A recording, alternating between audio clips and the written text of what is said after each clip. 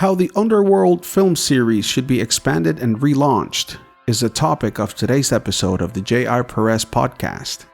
Welcome back to the show. My name is J.R. Perez and I am the brains and muscle behind this operation.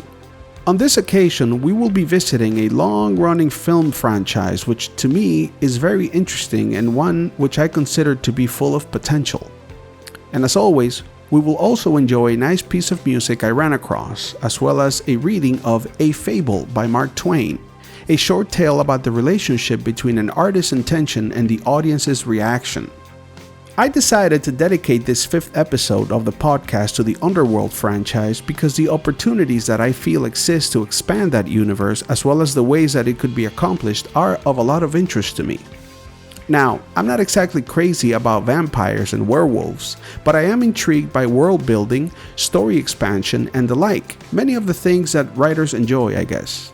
I also like talking about it, which is why this entire exposition exists, and it's a decent and enjoyable one, if I should say so myself. So, here we go. With enough public interest to have led to 5 feature films and a TV show officially in development, the Underworld franchise seems apt to and due for a massive expansion that would continue to satisfy fan interests for years to come.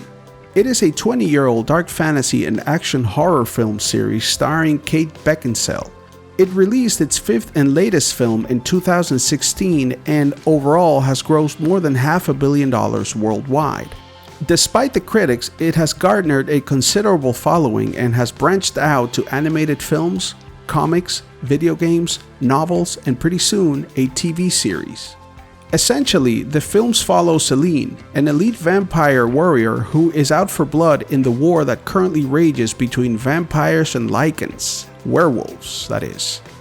Her job is to do away with the lycans, but more precisely and more importantly, her personal mission is to avenge the death of her family, who were murdered by lycans.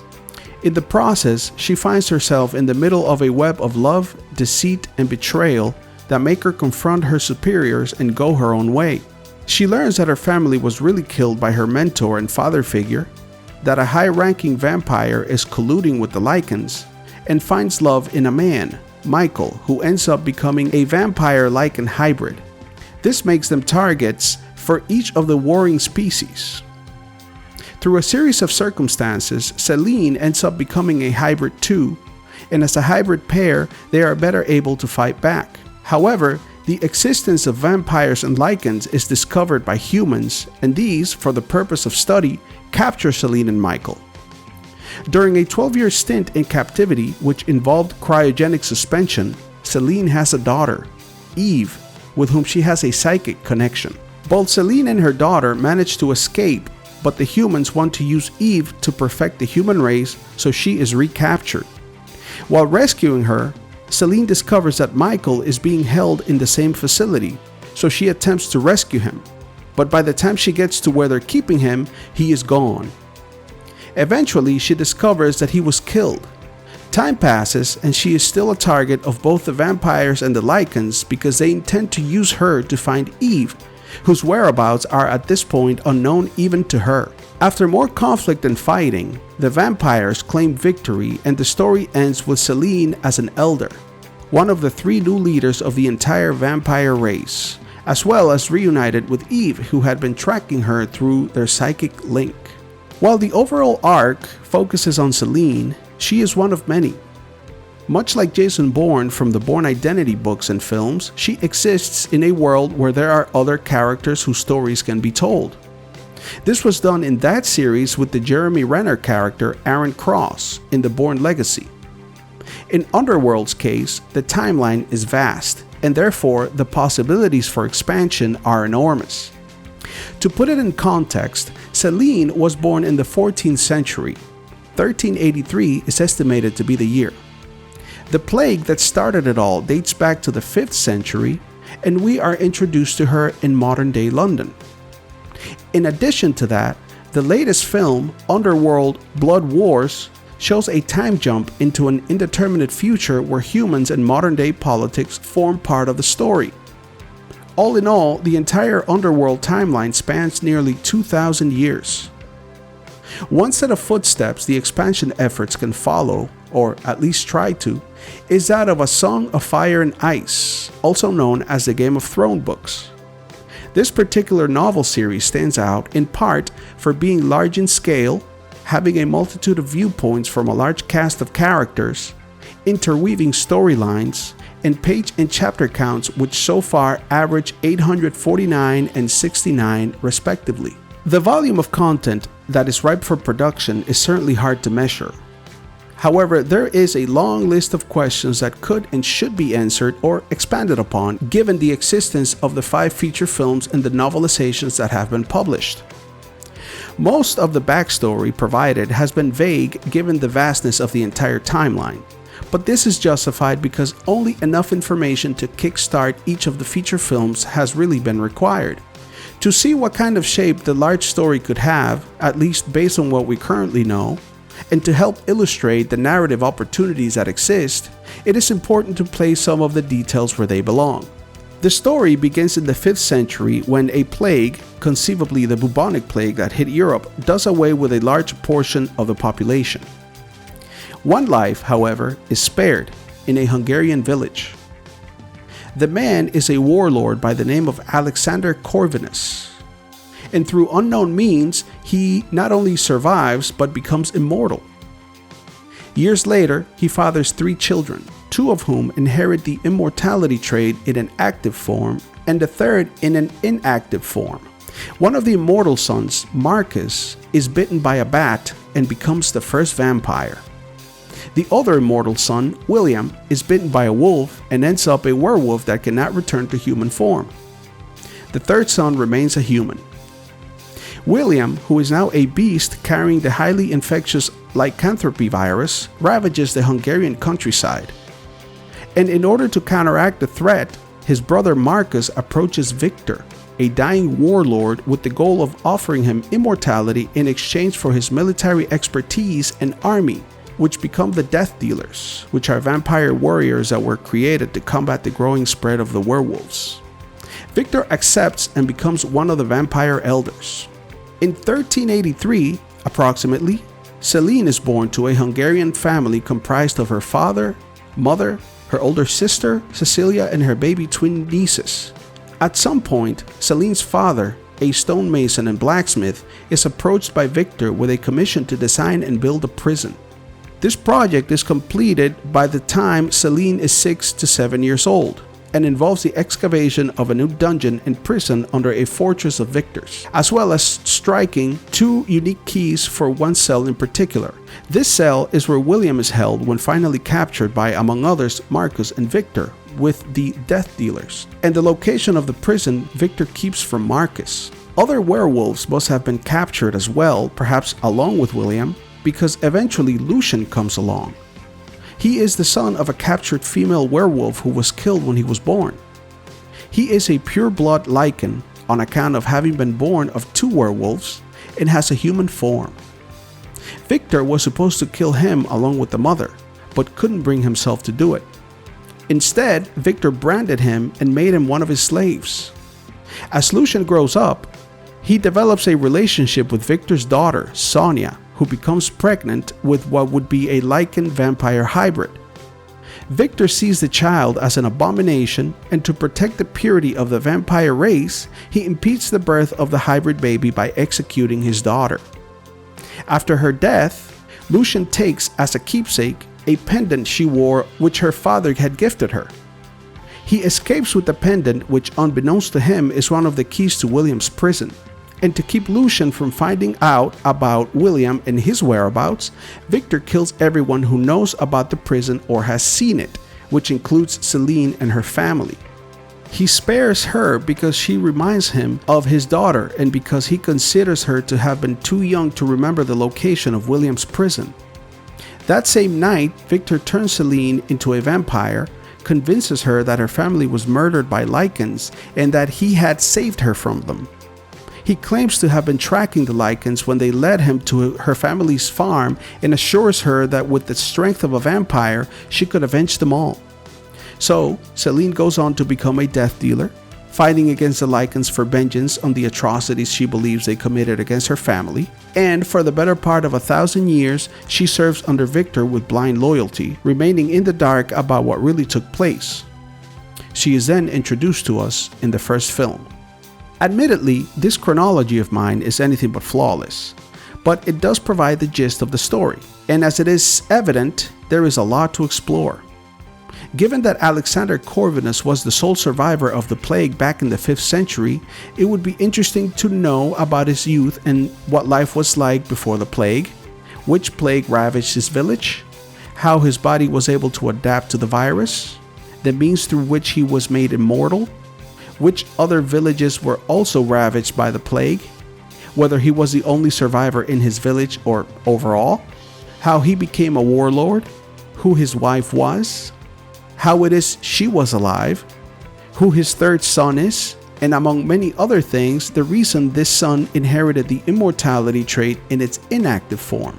Regarding Alexander's sons, how their youth was, how Marcus was bitten by a bat, his journey from a bat-bitten human to vampire, why he chose to approach Victor and not someone else, how his brother William was bitten by a wolf, his journey from a wolf-bitten human to a werewolf, why he can't turn back into human form, how he goes about ravaging Hungary's countryside and infecting people with the lycanthropy virus, how bad the growing werewolf threat was, how he was captured and kept contained, and why his location was kept from Marcus.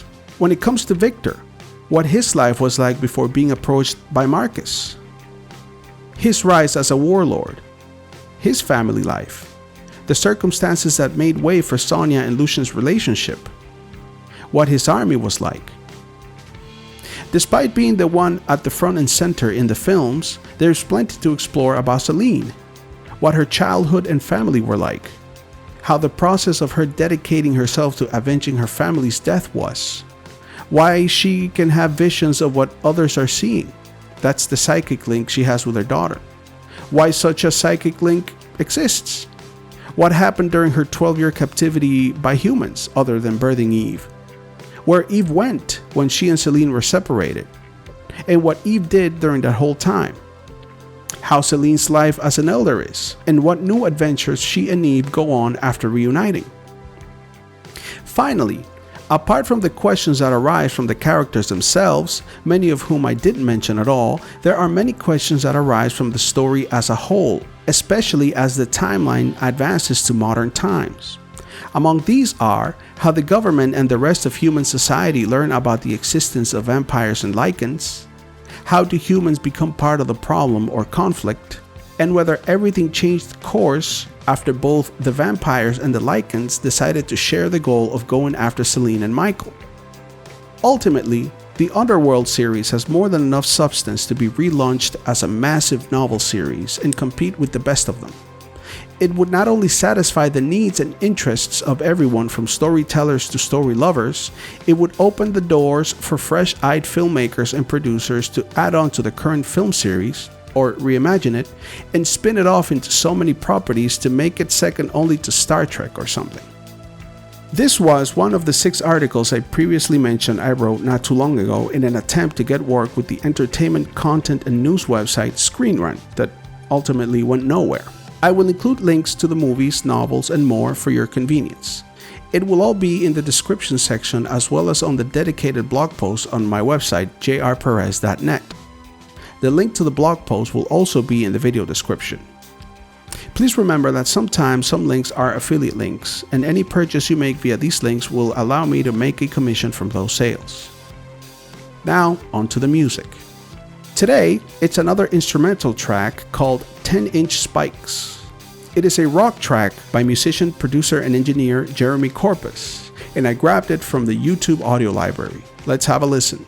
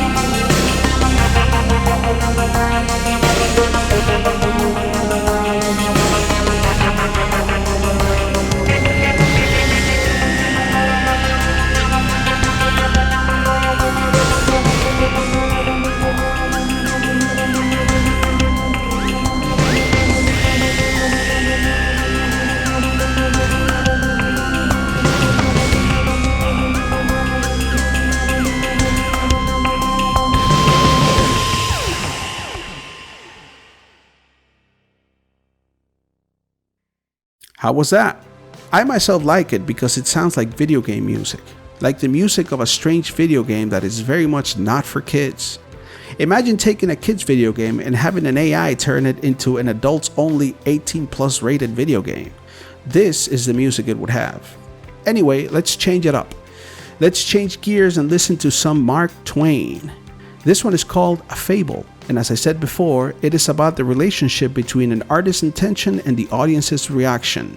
Let's listen. A Fable by Mark Twain. Read by Alan Davis Drake. Once upon a time, an artist who had painted a small and very beautiful picture glanced at it so that he could see it in the mirror. He said, "This doubles the distance and softens it, and it is twice as lovely as it was before." The animals out in the woods heard of this through the house cat, who was greatly admired by them because he was so learned, and so refined and civilized, and so polite and high-bred, and could tell them so much which they didn't know before, and were so certain about afterwards. They were much excited about this new piece of gossip, and they asked questions, so as to get a full understanding of it. They asked what a picture was, and the cat explained. "It is a flat thing," he said, "wonderfully flat, marvelously flat, enchantingly flat and elegant. And oh, so beautiful!" That excited them almost to a frenzy, and they said they would give the world to see it. And then the bear asked, "What is it that makes it so beautiful?" "It is the look of it," said the cat. This filled them with admiration and uncertainty, and they were more excited than ever. And then the cow asked, "What is a mirror?" "It is a hole in the wall," said the cat. "You look at it, and there you see the picture, and it is so dainty and charming and ethereal and inspiring in its unimaginable beauty that your head turns round and round, and you almost swoon with ecstasy." The ass had not said anything as yet. He now began to throw doubts. He said there had never been anything as beautiful as this before, and probably wasn't now.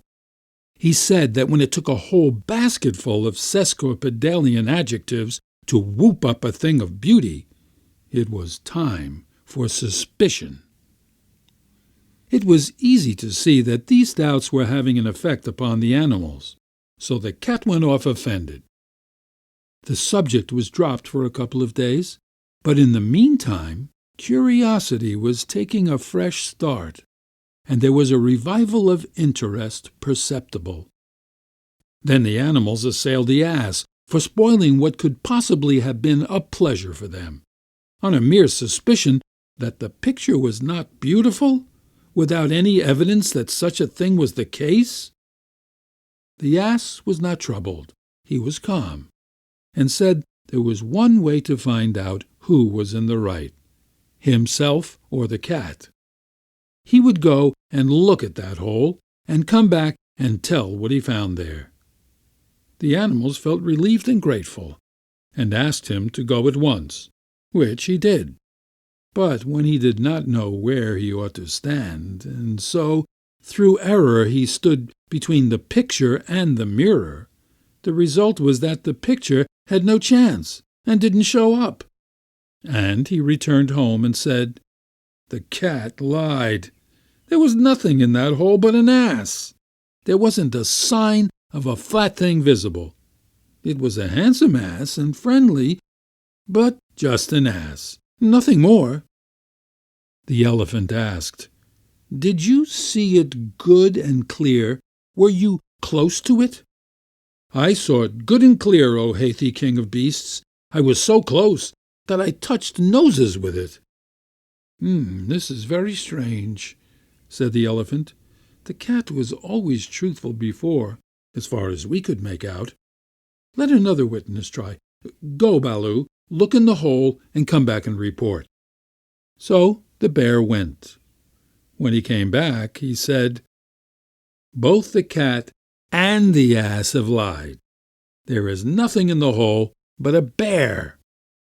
Great was the surprise and puzzlement of the animals. Each was now anxious to make the test himself and get at the straight truth. The elephant sent them one at a time. First the cow. She found nothing in the hole but a cow. The tiger found nothing in it but a tiger. The lion found nothing in it but a lion. The leopard found nothing in it but a leopard. The camel found a camel, and nothing more. Then Hathi was wroth, and said he would have the truth, if he had to go and fetch it himself. And when he returned, he abused his whole subjectry for liars, and was in an unappeasable fury with the moral and mental blindness of the cat. He said that anybody but a nearsighted fool could see that there was nothing in the hole but an elephant. Moral by the cat. You may find in a text whatever you bring, if you will stand between it and the mirror of your imagination. You may not see your ears, but they will be there. End of A Fable by Mark Twain. And there you go. What do you think? I myself wasn't expecting it to be an actual fable, but here we are. Mark Twain was the pen name of Samuel Langhorne Clemens, an American writer, humorist, entrepreneur, publisher, and lecturer. He was considered the greatest humorist the United States has produced, and to William Faulkner, he was the father of American literature. You know, I'm now sort of realizing that my relationship with Mark Twain didn't go beyond high school. I gotta get back to this man. This concludes the 5th episode of the J.R. Perez podcast. I will now proceed with the customary call to action. If you like what you heard and would like to come along for the journey, be sure to follow us, or me. You will find all the pertinent links related to today's content in the description area or comment section in whatever platform you happen to be listening. If you know of others who would also enjoy the podcast, please share it with them or otherwise inform them about it. I would be most appreciative. This is all for today. This is J.R. Perez, signing out.